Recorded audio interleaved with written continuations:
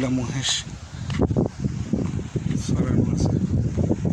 এই যে অনেকগুলো মহেশ ঘাস খাচ্ছে। এটা ওই যে দেখেন এর আগে যখন আমি এসেছিলাম এগুলো একেবারে গভীর ছিল, এখন এটা আবার চরে পরিণত হয়েছে।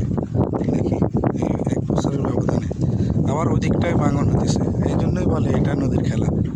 আসলে এপার ভাঙে ওপার করে, তো এপার করতেছে আবার ওপার ভাঙতেছে, নদীর খেলা।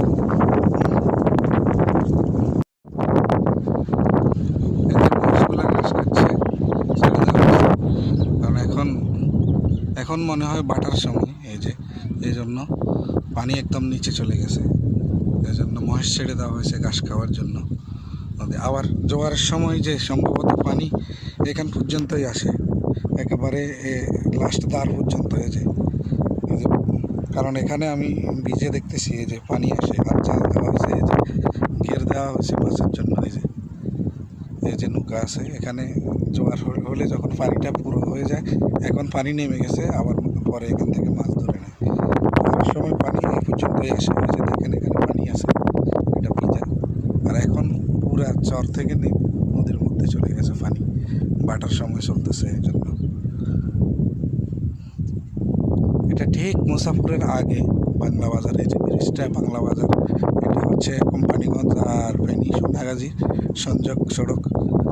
তো ব্রিজটা বড় সড়ই, অনেক বড়ই, এই যে আপনারা দেখতে পাচ্ছেন।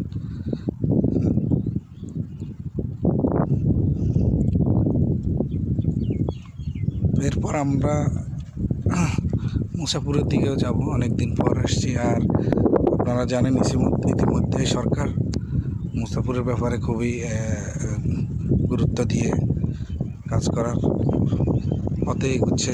আপনারা জানেন কয়েকদিন আগে আমাদের বন ও পরিবেশ মন্ত্রী আব্দুল আওয়াল মিন্টু সাহেব এবং পানি সম্পদ মন্ত্রী আইনি সাহেব এসেছেন, দেখে গেছেন। আশা করি কাজ শুরু হবে।